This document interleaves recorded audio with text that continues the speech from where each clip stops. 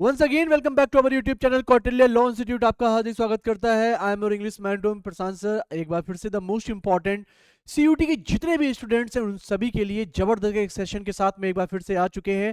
जैसा कि आपको पता है माय डियर, ये चल रहा है आपका सीयूईटी का एक इंपॉर्टेंट पूरी की पूरी सीरीज, जिसमें हम आपको बेसिकली कराने वाले हैं एक जबरदस्त एक ऐसी सीरीज जिसमें आपका एग्जाम ओरिएंटेड सारे के सारे क्वेश्चंस होंगे।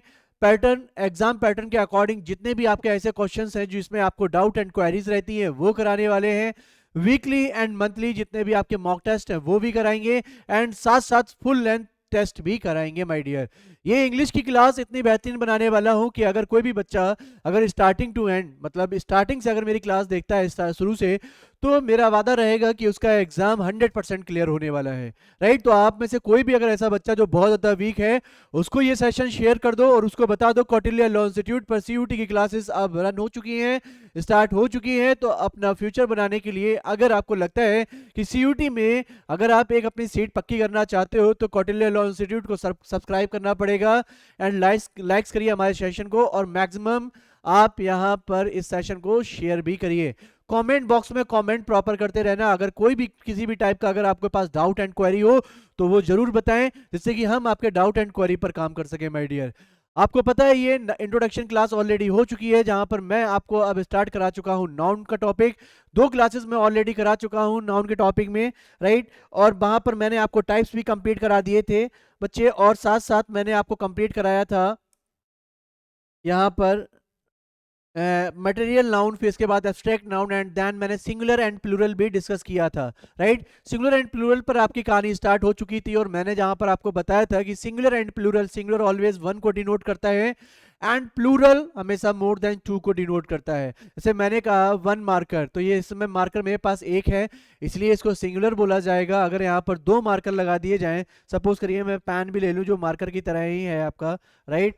अब मैंने कहा एक आपके पास में ये दो मार्कर है सपोज करिए, तो टू मार्कर्स आपके क्या हो गए, यहाँ पर प्लूरल फॉर्म हो गई। तो मोर देन वन आपका प्लूरल कहलाएगा, वन ऑलवेज आपका सिंगुलर हो जाएगा। क्लियर हो गया ना? मैंने ऑलवेज बताया आपको ये सारी चीजें हैं। लास्ट क्लास में मैंने आपको यह भी बताया था कि most singular nouns from the plural by adding S. अगर आप सिंगुलर से प्लूरल करना चाहोगे तो मोस्टली आपको एस का यूज करना पड़ता है। ये बेसिकली सारे बच्चे जानते हैं, सेकंड क्लास का बच्चा भी जानता है। तो वो आपको इतना जरूरी नहीं है कि हाँ आप कह दो कि सर गर्ल का क्या होगा, गर्ल्स होगा, बॉय का बॉयज होगा, बेंच का बेंचेस होगा, हाउस का हाउसेस होगा, कैट का कैट्स होगा, रिवर का रिवर्स होगा, राइट। एंड देन मैंने सेकंड रूल आपको बताया था, ठीक है ना, how to convert singular into plural form, right. Singular noun ending in S, X, Z, C H, S H, तो makes the plural by adding E S. मेरे प्यारे बच्चे, मैंने ऑलरेडी आपको बताया था जब भी किसी वर्ड में क्या आ जाए, एस आ जाए, एक्स आ जाए, जेड आ जाए, सी एच आ जाए, एंड एस एच आ जाए, तो ऑलवेज हम उसमें क्या ऐड करते हैं, ई एस फॉर्म ऐड करते हैं। जैसे मैंने कहा लास्ट टाइम आपको बताया था, बस बस के लास्ट में ये है, राइट। ये ऑलरेडी मैं डिस्कस कर चुका हूं, इसलिए मैं अब ज्यादा डिस्कस नहीं करूंगा यहाँ पर, नहीं तो फिर क्लासेस हमेशा आपकी रिवीजन में ही चली जाएगी टाइम ज्यादा से ज्यादा, राइट। चलो, अब यहाँ पर नए रूल के साथ में आ चुके हैं। नया रूल कहता है सिंगुलर से प्लूरल बनाने के लिए मेरे प्यारे बच्चे, a singular noun ending in a consonant and then Y makes the plural by dropping Y and adding IES. मतलब ये है, जब भी किसी वर्ड के लास्ट में अगर बाई आता है, क्या आता है, बाई, लेकिन इस बाई से पहले आपको, इस बाई से पहले आपको मिल जाता है कॉन्सोनेंट। क्या मिल जाता है बेटा? कॉन्सोनेंट मिल जाता है। तो हम क्या करेंगे बेटा, बाई को रिमूव करेंगे और साथ साथ हम ऐड करेंगे आईईएस। क्या add? we have to add only IES, right, and just remove by, and we have to use IES, right।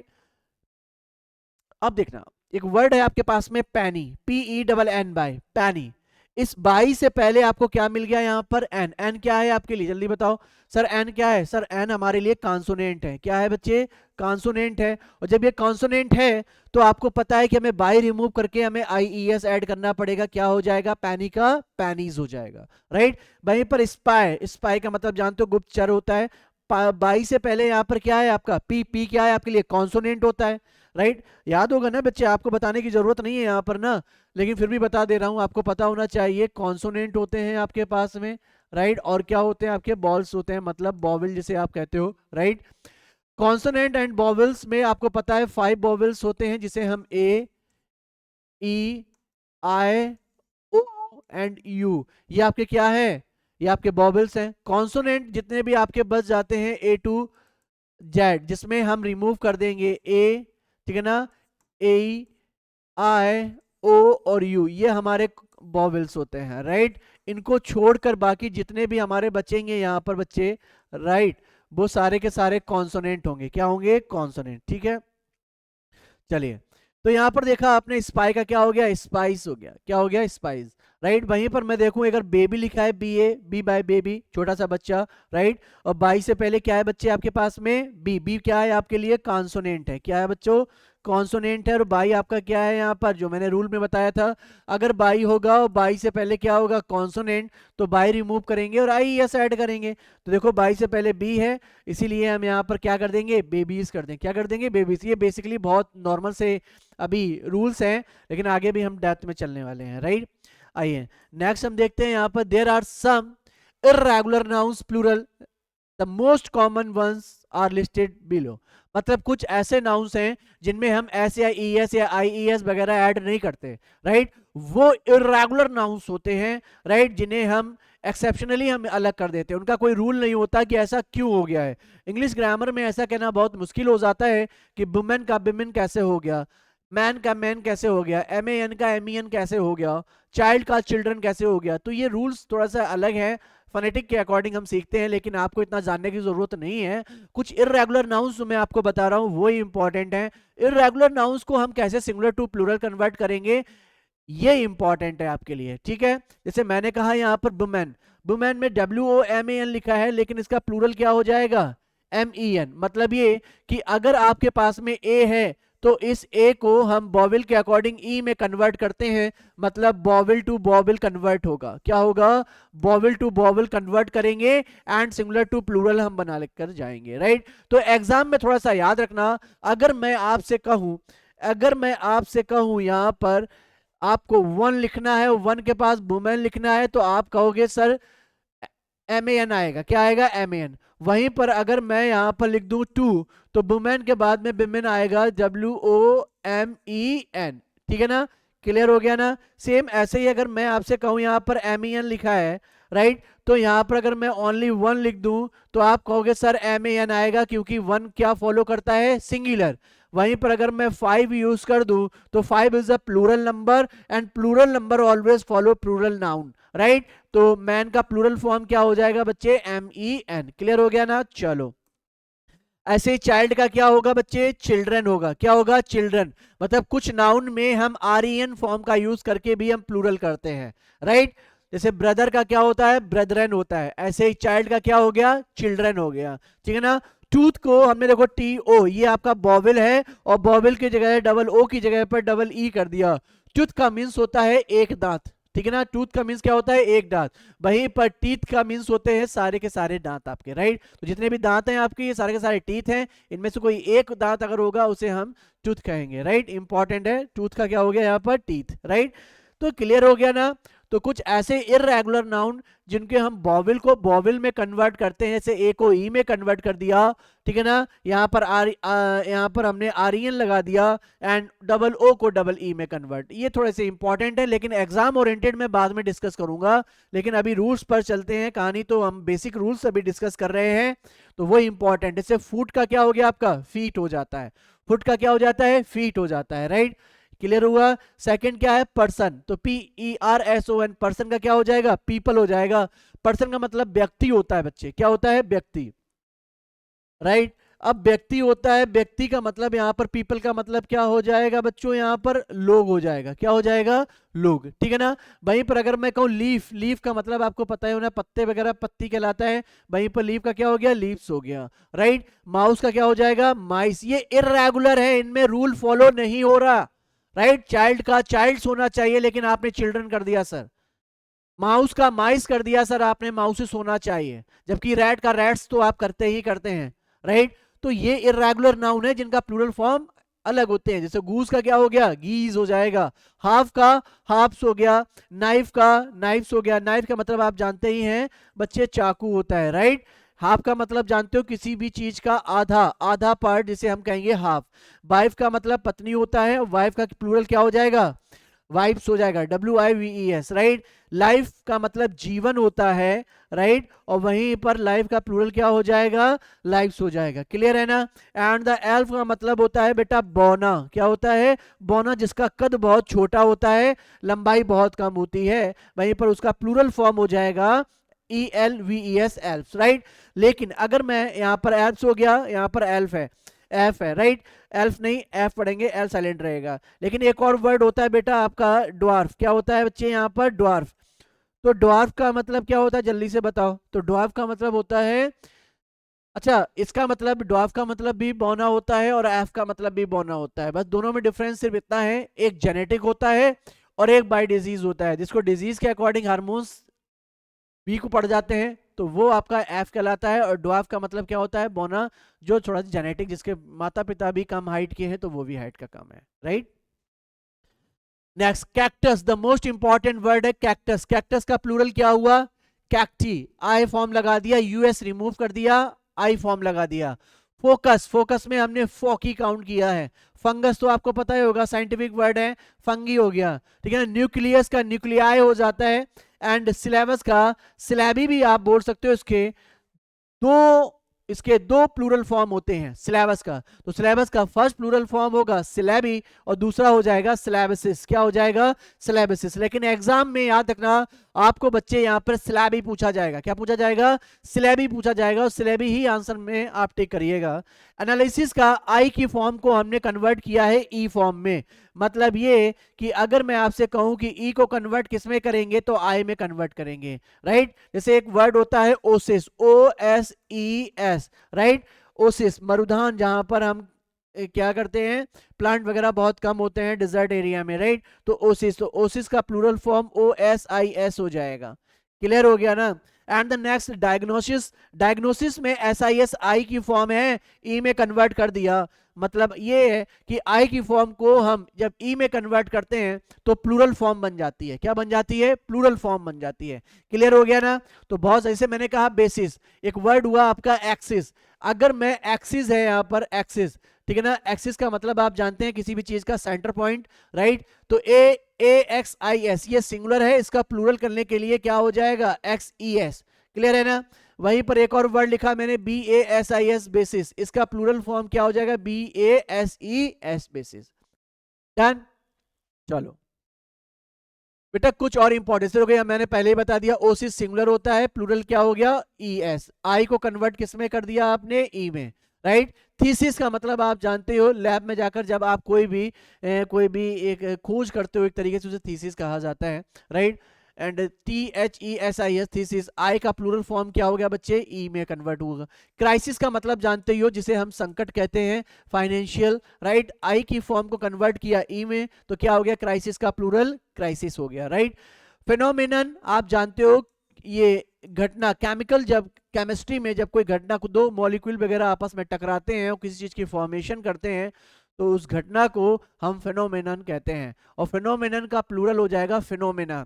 मतलब ये कि ओ फॉर्म को इन्होंने ए में कन्वर्ट कर दिया, ठीक है ना। उसे हम लोग क्या कहेंगे यहाँ पर, प्लूरल फॉर्म। जैसे फिनोमेनन में लास्ट में क्या था, ON, और प्लूरल बनाने के लिए इन्होंने क्या ऐड कर दिया, ए। तो ON रिमूव किया और ए ऐड किया, इसे फिनोमेनन को क्या कर दिया इन्होंने, फिनोमेना। वहीं पर क्राइटेरियन में लास्ट में देखो ओ लिखा है, तो इन्होंने क्या कर दिया, क्राइटेरिया। क्राइटेरिया प्लूरल फॉर्म होती है, क्राइटेरियन सिंगुलर फॉर्म होती है। जैसे मैं यहां पर लिख दूं, यहां पर अ क्राइटेरिया, क्या कर दिया मैंने, अ क्राइटेरिया, तो ये सिंगुलर करेक्ट है। लेकिन वहीं पर अगर मैं 2 लिखूंगा, तो 2 तो प्लूरल नंबर है ना, और 2 प्लूरल के साथ में हम क्राइटेरिया यूज करेंगे या क्राइटेरियन, तो आप कहेंगे सर क्राइटेरियन तो हम यूज ही नहीं कर सकते। क्यों, क्योंकि सर, ठीक है ना, अब दोनों के साथ में एक मैंने यूज किया है आ क्राइटेरिया और दूसरे में यूज किया है द क्राइटेरियन, 2 क्राइटेरियन। अब आप कहोगे ए सिंगुलर होता है, तो सर यहां पर हमें क्राइटेरियन यूज करना पड़ेगा। क्या यूज करना पड़ेगा, क्राइटेरियन, क्योंकि क्राइटेरियन सिंगुलर होता है। एंड 2 का यूज किया तो 2 के साथ में क्राइटेरिया आपका प्लूरल फॉर्म होता है, देन करेक्ट हुआ, ठीक है। ऐसे डेटम। अच्छा, कभी कभी बहुत सारे टीचर्स आपसे पूछ देते हैं कि data is a singular form और plural form. Tell me something about कि डेटा आपका सिंगुलर फॉर्म है या फिर प्लूरल फॉर्म है। तो डेटा प्लूरल फॉर्म होता है, डेटम सिंगुलर फॉर्म होता है। तो जब भी किसी वर्ड के लास्ट में यूएम आता है, क्या आता है बच्चे, यूएम, तो ये ऑलवेज सिंगुलर फॉर्म होता है। इसको प्लूरल बनाने के लिए हम ए फॉर्म में कन्वर्ट करते हैं तो प्लूरल बनता है। फॉर एग्जांपल मैंने लिखा यहां पर मैक्सिमम, क्या लिखा बच्चे यहां पर, मैक्सिमम। मैक्सिमम के लास्ट में यूएम फॉर्म है तो इसका प्लूरल फॉर्म होना चाहिए मैक्सिमा। क्या हो जाना चाहिए, मैक्सिमा होना चाहिए। वहीं पर अगर बेटा मैं एक लिखूं यहां पर मिनिमम, क्या लिखूं, मिनिमम, तो मिनिमम का प्लूरल बताइए मुझे क्या रहेगा। तो आप कहेंगे सर प्लूरल बनाने के लिए मिनिमा का यूज होगा, ए का फॉर्म यूज होगा यूएम की जगह पर। बोलो क्लियर है, समझ में आ रहा है ना। तो सारे के सारे कॉन्सेप्ट आपको समझ में आने चाहिए, ये जरूरी है, ठीक है ना। भागने की बहुत जरूरी नहीं है कि हाँ बहुत तेजी से सिलेबस खत्म कराना है। तो some nouns have the same form in the singular and plural form. कुछ ऐसे नाउन सबसे ज्यादा, अगर एग्जाम में अगर कोई भी वर्ड्स अगर सिंगुलर प्लूरल से स्पॉटिंग अगर पूछी जाती है मेरे प्यारे बच्चे, तो यहीं से पूछी जाती है, इतना याद रखना। सबसे ज्यादा यहीं से ही क्वेश्चन पुट अप किए जाते हैं, समझना। जैसे मैंने कहा कुछ ऐसे नाउन हैं जो always singular and plural both में सेम रहेंगे, ना ही उनमें कोई भी लेटर रिमूव किया जाएगा और ना ही लेटर ऐड किया जाएगा। SAIS, IES या कोई भी किसी भी टाइप का दूसरा लेटर ऐड नहीं किया जाएगा, ना रिमूव किया जाएगा, राइट। जैसे मैंने कहा यहां पर लिखा है डियर, DEER, डियर, हिरन, ठीक है। मैं 1 डियर भी करेक्ट कर सकता हूं और 2 डियर भी करेक्ट कर सकता हूं, राइट। सम अपने आप में प्लूरल होता है तो सम के बाद में भी डियर ही रहेगा। तो 2 डियर कह लो, 5 डियर कह लो, 7 डियर कह लो, मैनी डियर कह लो या 1 डियर कह लो, सारे के सारे में डियर अपने आप में विदाउट एस यूज होता है, सिंगुलर भी होता है एंड प्लूरल भी होता है। तो डियर में हम एस या ईएस का यूज नहीं करते, राइट। तो ऐसे देखो कौन कौन से वर्ड हैं। शीप, शीप मतलब आप तो जानते ही हो बेटा, भेड़ को कहते हैं, राइट, जो चरने वगैरह जाती हैं, शीप में शीप रहता है। फिश है, फिश भी ऑलवेज फिश ही रहेगी, मछली, राइट। डियर का डियर ही रहेगा, स्पेशीज का स्पेशीज रहेगा, एयरक्राफ्ट का एयरक्राफ्ट ही रहेगा, राइट। तो इनमें कभी भी हम एस फॉर्म यूज ही नहीं करते। अब एग्जाम में अगर आपको कहीं से भी कोई भी ऐसा स्पॉटिंग एरर मिले, ऐसा वर्ड मिले कि जो मैंने वर्ड कराए हैं इनमें से कोई भी वर्ड अगर एस की फॉर्म में आ जाता है, तो आप चुपचाप आंखें बंद करके ही वहां पर आप टिक कर दे कि हाँ एरर है, ठीक है ना। और उसी ही पार्ट में, उसी ही ऑप्शन में एरर होगी मेरे बच्चे, ठीक है ना। तो कभी भी ऐसे यस ऐड नहीं करना, रट्टा मार लीजिए, ये वर्ड कभी भी ऐसे यस में यूज नहीं होते, ठीक है। Next, some nouns have different meaning in the singular and plural. कुछ ऐसे नाउन्स हैं जिनको प्लूरल फॉर्म बनाते ही समय उनका मीनिंग चेंज हो जाता है। जैसे मैंने कहा बॉय, अगर मैं आपसे कहूं, मैंने लिखा यहां पर बॉय, तो बॉय का मतलब आप पता होना चाहिए लड़का होता है कोई भी एक। जैसे ही मैंने यहां पर बॉयज कर दिया तो आप कहेंगे सर प्लूरल फॉर्म हो गए लड़का का, और क्या बन गए यहां पर, लड़के हो गए। बिल्कुल सर, कोई दिक्कत नहीं है, आपने जो बताया बिल्कुल मुझे समझ में आया। लेकिन प्रॉब्लम तो मेरे बच्चे यहां पर ये आएगी कि कुछ ऐसे नाउन्स हैं, इर्रेगुलर नाउन हैं, डिफरेंट मीनिंग के हैं, कि जैसे ही उनका प्लूरल फॉर्म किया जाता है मीनिंग चेंज हो जाता है। एयर का मतलब आप अच्छे जानते हो हवा कहलाता है, क्या कहलाता है, हवा कहलाता है। आप बहुत अच्छे जानते हो कि एयर को हम एटमॉस्फेयर कहते हैं, हवा कहलाता है। लेकिन जैसे ही एयर का प्लूरल फॉर्म हम करेंगे, एस ऐड करेंगे, उसका मीनिंग अफेक्टेड मैनर्स हो जाएगा, प्राउड बिहेवियर हो जाएगा, घमंडी टाइप का, राइट। अनमैनर्ड जिसे कह सकते हैं, एयर्स। तो एयर का मतलब क्या हो गया, हवा, जिसका मीन्स होता है एटमॉस्फेयर। वहीं पर अगर मैं एयर्स की बात कर दूं तो उसे मैं कहूंगा अफेक्टेड मैनर्स। क्या कहूंगा, अफेक्टेड मैनर्स। सेम ऐसे ही मेरे प्यारे बच्चे एक और वर्ड है आपका ब्लाइंड। ब्लाइंड का मतलब आप जानते हो क्या होता है, unable to see because of injury, disease और कंडीशन, कॉग्निशियल कंडीशन, राइट। अब एक बात बताइए, आपको पता है बहुत सारी बीमारियां हो जाती हैं, कोई इंजरी आ जाती है इसलिए इंसान देख नहीं पाता, आंखों की रोशनी चली जाती है, उसे हम ब्लाइंड कहेंगे, अंधा कहेंगे। लेकिन जैसे ही प्लूरल फॉर्म करेंगे ब्लाइंड का ब्लाइंड्स, तो उसका मतलब हो जाएगा a screen for a window, specially one on a roller और मेड ऑफ स्लैट्स। मतलब ये कि जब आपके सामने या किसी भी चीज के सामने की वो भी क्या स्क्रीन चली जाती है, दिखना बंद हो जाता है, तो उसे हम, जैसे कि अभी मैं आपको अंधेरे कमरे में लेकर जाऊं, अंधेरे कमरे में आपको कुछ नहीं दिख रहा, ठीक है ना, इसका मतलब ये नहीं है कि आपकी आंखों की रोशनी चली गई, रोशनी नहीं चली गई, आपको रोशनी की जरूरत थी कि आंखें तो तभी देख सकती हैं जब कोई भी रोशनी कहीं पर होगी। आप रात के अंधेरे में अगर कमरे में हो, एकदम ब्लैकिश है, वहां पर एकदम अंधकार अंधेरा है, तो वहां पर आपको दिखाई नहीं देता। रीजन ये है कि वहां पर रिफ्लेक्शन चाहिए होता है लाइट का, जब लाइट ही वहां पर नहीं आ पा रही है तो आपको कुछ दिखाई नहीं देगा। तो दो तरीके के लोग होते हैं, एक कमरे में एक ऐसा बंदा जिसे इंजरी या डिजीज हो चुकी है, किसी भी कंडीशन की वजह से उसको दिखाई नहीं दे रहा, उसे हम अंधा ब्लाइंड कहेंगे। लेकिन एक और बंदा वहीं पर बैठा है जिसकी रोशनी तो प्रॉपर ठीक है, 6x6 है, प्रॉपर उसको दिखाई दे रहा है, लेकिन कमरे में रोशनी ना होने के कारण उसको कोई भी चीजें नहीं दिख रही है। कमरे के बाहर आता है रूम के तो उसको दिखाई देता है, रूम के अंदर कोई चीज नहीं दिखाई देती है तो उसे ब्लाइंड्स कहा जाएगा। क्या कहा जाएगा? ब्लाइंड्स कहा जाएगा। कभी कभी आपकी टीवी, टेलीविजन या फिर आपका कंप्यूटर या लैपटॉप की जो स्क्रीन है वो क्या हो जाती है, एकदम ब्लैक हो जाती है, एकदम काली पड़ जाती है, तो उसे भी हम ब्लाइंड्स बोल सकते हैं। क्या कहेंगे? ब्लाइंड्स बोल सकते हैं। सेम ऐसे ही द नेक्स्ट इंपॉर्टेंट वर्ड है बेटा आपका कैरेक्टर। कैरेक्टर का मीन्स होता है the mental and moral qualities distinctive to an individual. किसी भी व्यक्ति की पर्टिकुलर कोई भी ऐसी क्वालिटी, राइट, जो मेंटल हो सकती है या फिर मोरल हो सकती है, उसे हम कैरेक्टर मतलब चरित्र कहते हैं, राइट। तो आप अच्छे से जानते हो, ठीक है ना।